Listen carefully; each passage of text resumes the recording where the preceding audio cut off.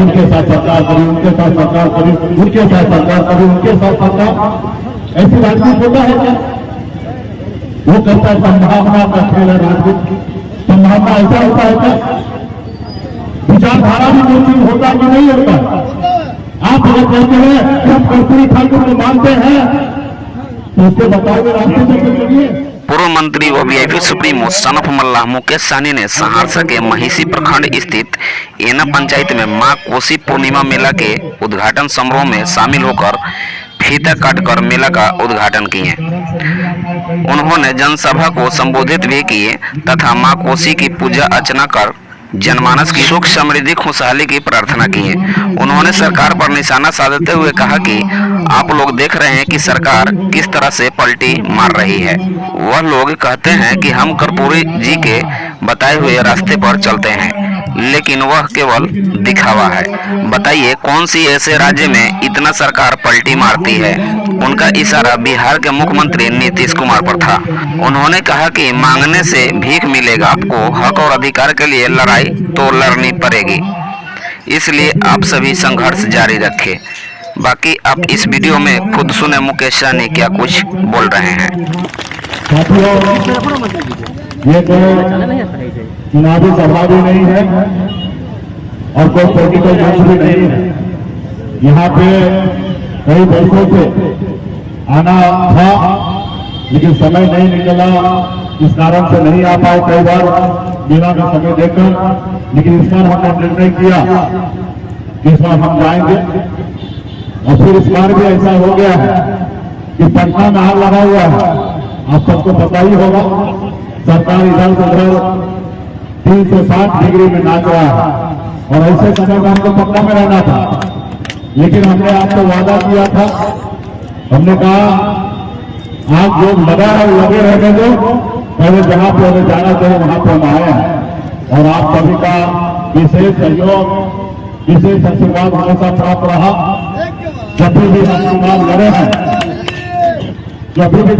हैं, तो एना पंचायत 1 नंबर विधानसभा में 1 नंबर बूथ से स्टार्ट कब होता है, सभी पॉलिटिकल पार्टी को दिलों का धड़कन बढ़ा देता है, क्योंकि पहला पंचायत में पहला वार्ड में हम यहाँ पे चुनाव लीड करते हैं।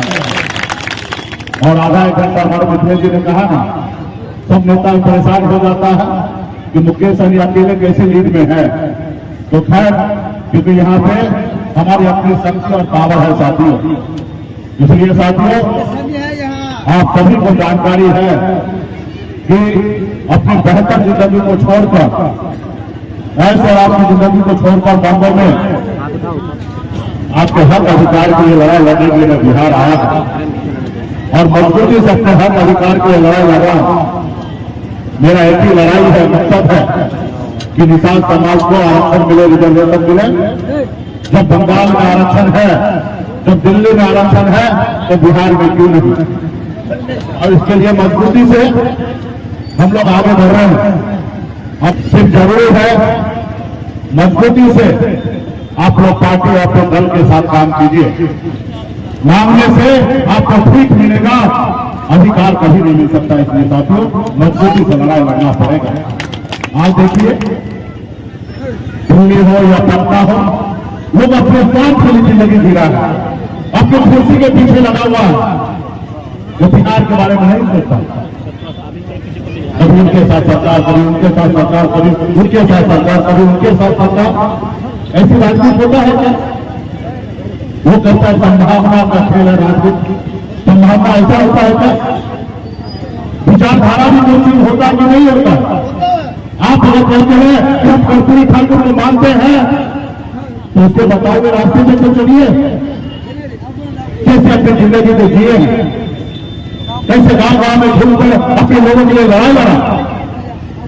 आज कर्पूरी ठाकुर जी ने अति पिछड़ा आरक्षण लागू नहीं करते तो बिहार का अति पिछड़ा का क्या हाल होता। उन्होंने संघर्ष किया, जिसके लिए आज हम फॉलो खड़ा करके घूम रहे हैं। बाबा साहब भीमराव अम्बेडकर ने संघर्ष किया, लड़ाई लड़ा। इस देश में SC/ST को आरक्षण दिया गया। आज हमारा दलित भाई सर उठा के दिए हैं। एक हमारे पूर्वज ने संघर्ष किया, जिसके बदौलत आज करोड़ आज हमारे भाई सर उठा के दे रहे हैं, डॉक्टर इंजीनियर कलेक्टर बन रहे हैं। इसलिए साथियों लड़ाई तो लड़ना पड़ेगा। वो कहते हैं कि आज उसका सूरज निकला हुआ है, इसके साथ जाएंगे तो अच्छा होगा। अगर काश अगर यही बात हमारे भगत सिंह सोच लेते, क्या जानते अंग्रेज लोग का वर्चस्व है, इससे नहीं टकराएंगे, इससे नहीं लड़ेंगे। अगर ऐसा सोचते तो आज हमारा देश आजाद नहीं होता। तो साथियों अपने हक अधिकार के लिए लड़ाई लड़िए, चाहे वो देश का प्रधानमंत्री नरेंद्र मोदी जी हो या राज्य का मुख्यमंत्री नीतीश कुमार जी हो। आप अपने अधिकार के लिए लड़िए। आप 5 साल में वोट गिरता है, हम वोट क्यों गिराते हैं 5 साल में? देश का करोड़ रुपया खर्च होता है सिर्फ चुनाव कराने में, इसलिए 5 साल का ही नेता को समय क्यों दिया जाता है? जैसे गलत काम पढ़ लिखकर आईएएस कंप्लीट कर लेता हो 60 साल तक नौकरी कर सकता है, लेकिन नेता को ऐसा मौका नहीं दिया। नेता को कहा गया कि 5 साल जनता को सेवा करो तब तुमको दोबारा मौका मिलेगा, अगर जनता को सेवा नहीं करोगे तो तुमको दोबारा मौका नहीं मिलेगा। इसलिए 5 साल में चुनाव होता है। लेकिन कभी आप लोग से पूछते हैं, जिसको आप नेता बनाते हैं उनको आप पूछते हैं कि नेताजी हम आपको बनाए, क्या आप हमारे बच्चे को नौकरी आपने दिया? आपका सवाल करते हैं? नहीं करते। कहते इनका लहर है, उसके ऊपर आप वोट गिरा देते हैं। कभी जाति के नाम पे, कभी धर्म के नाम पे आप वोट गिरा देते हैं।